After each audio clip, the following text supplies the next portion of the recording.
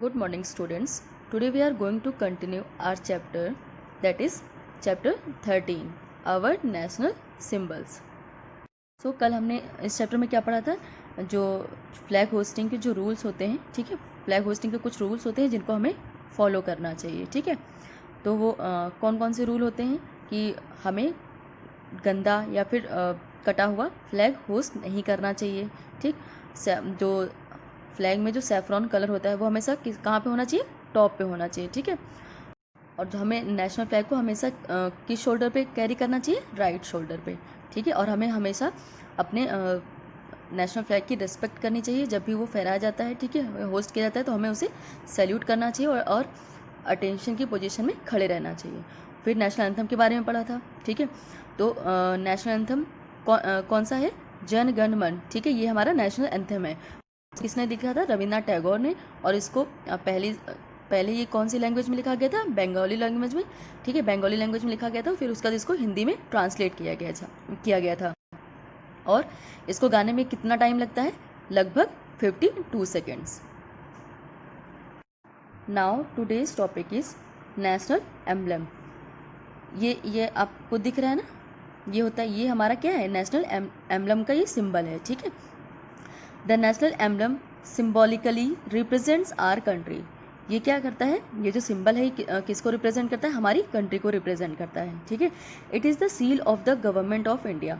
और ये जो गवर्नमेंट ऑफ इंडिया की जो सील होती है, ठीक है, ये इस पर किसका चिन्ह या किसका सिंबल बना होता है, ये जो आपको डायग्राम में दिख रहा है, ठीक है।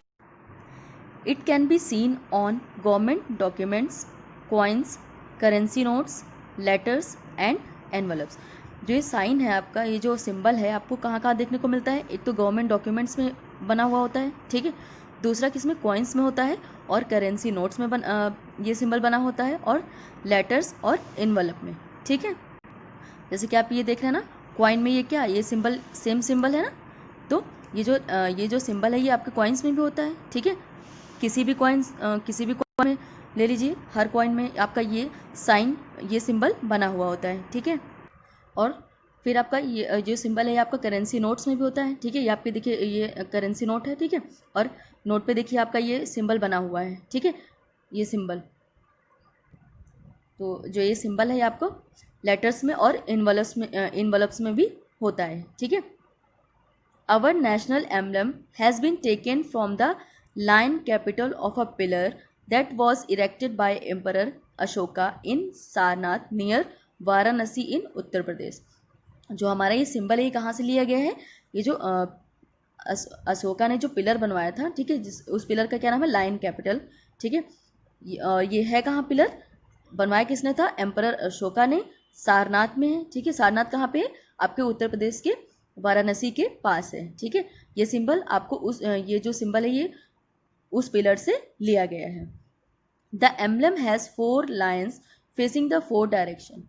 और ये जो एम्बलम में कितने लाइन है, आपके 4 लाइन है, ठीक है। आपको 3 तो दिख रहे हैं ना, ये देखिए, ये आपका फ्रंट पे है, फिर ये राइट लेफ्ट, और आपका एक पीछे भी है, ठीक है, बैक साइड में भी है, ठीक।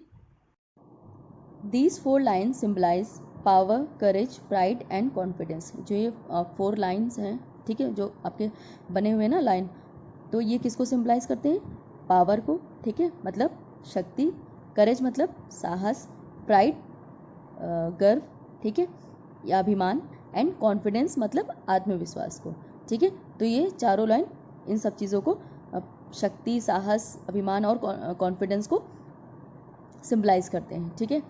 दे are the guardians of the 4 directions. और ये 4 डायरेक्शन के क्या है, ये गार्जियन है, ठीक है। 4 डायरेक्शन होती है ना आपकी, उनके ये गार्जियन है।